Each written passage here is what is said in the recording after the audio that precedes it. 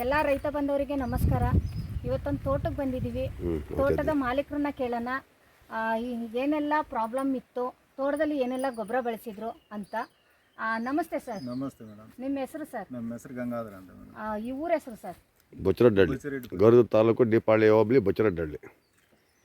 ನೀವು ಸರ್ ಮುಂಚೆ ಈ ಅಡಿಕೆ ಗಿಡ ಹಾಕಿದಾಗ ನೀವೇನೆಲ್ಲ ಗೊಬ್ಬರ ಬಳಸಿದ್ರಿ ಸರ್? ಅದೇ ಮೇಡಮ್ DAP, ಅದೇನೋ ಪೌಡ್ರು, ಪೊಟ್ಯಾಷ್ ಎಲ್ಲ ಹಾಕಿದ್ವು.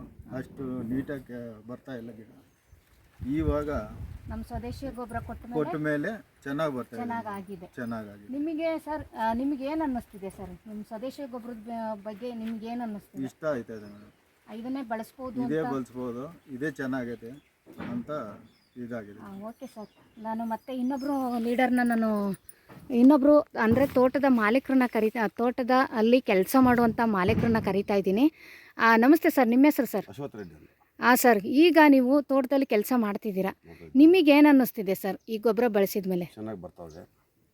ಆ ಗಿಡ ನೋಡಿ, ಹಾಗೇನೆ ಗಿಡ ಎಷ್ಟು ಗ್ರೀನರಿ ಆಗಿದೆ, ಹಾಗೆ ಎಷ್ಟು ಗ್ರೋತ್ ಆಗಿದೆ, ಎಲೆಗಳೆಲ್ಲ ಯಾವ ಥರ ಇದೆ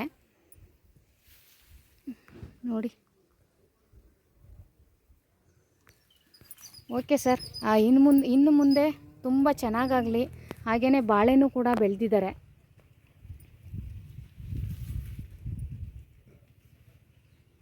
ನೀವೇ ಇಬ್ಬರು ಬರೋದು.